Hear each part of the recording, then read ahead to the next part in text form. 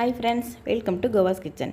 நம்ம வீட்டில் இது மாதிரி சீமாரோட கைப்பிடி லூஸ் ஆகிடுச்சுன்னா நம்ம என்ன தான் டேப் வச்சு சுற்றினாலும் சரி, இல்லை கயிறு வச்சு கட்டினாலும் அது திருப்பி திருப்பி கீழே விழுந்துக்கிட்டே தான் இருக்கும். அதுக்கு நம்ம தீயை இந்த மாதிரி சன்னமாக வச்சு அந்த ஹேண்டில் எப்படி காமிச்சு நல்ல துணியை வச்சு அமுக்கி விட்டோம்னா நல்லா பிடிச்சிக்கும். கூட்டும்போது நமக்கு எந்த தொந்தரவும் இருக்காது. நம்ம தோசைக்கல்ல எண்ணெய் தேய்க்கிறதுக்கு இந்த மாதிரி வாங்கியிருப்போம். இது கொஞ்சம் நாளில் அந்த துணி வந்து பிஞ்சு போயிடும். அதில் நம்ம ஒரு பின்னு மட்டும் குத்திட்டோம்னா நம்ம வெங்காயம் கையால் தேய்க்கும் போது எண்ணெய் கையில் தெரியும். ஸோ அதில் இதை குத்தி விட்டு தேய்க்கும் போது ரொம்ப வசதியாக இருக்கும். இந்த மாதிரி நம்மள்ட்ட பாத்திரம் வைக்கிற ஸ்டாண்டில் பேக் சைடில் இருக்கிற இந்த மாதிரி கேப்பில் நாப்தலின் பால்ஸ் அப்புறம் வத்தி குச்சி இதெல்லாம் வச்சுட்டு நம்ம அதுக்கப்புறம் ஸ்டாண்ட் மாட்டினோம்னா எந்த காலத்துலேயும் கரப்பாம்பூச்சி அண்டவே வேண்டாது. நம்ம கருப்பு உளுந்து வறுக்கும்போது பதம் தெரியாமல் அதிகமாக கருக விட்டுருவோம். அதோட 4 வெள்ளை உளுந்து சேர்த்து வறுக்கும்போது அந்த கலரை வச்சு நம்ம கரெக்டான பதத்துக்கு வறுத்துக்கலாம். நம்ம இது மாதிரி உப்பை வறுத்துட்டு ஆற வச்சு இந்த பெருங்காய டப்பாவை கொட்டி யூஸ் பண்ணும்போது நல்ல மணலாக கடைசி வரைக்கும் வரும். மொபைல் பாக்ஸில் இந்த மாதிரி ஒயிட் கலர் ஸ்பாஞ்ச் மாதிரி ஷீட் கொடுப்பாங்க. அதை நம்ம இந்த மாதிரி பிளாஸ்டிக் பாக்ஸில் அடியில் நகை கடையில் கொடுக்குற வெல்வெட் பேப்பர் மாதிரி அடியில் வச்சிட்டோம்னா ஜுவல்ஸ் போட்டு வைக்கிறதுக்கு ரொம்ப சூப்பராக இருக்கும்.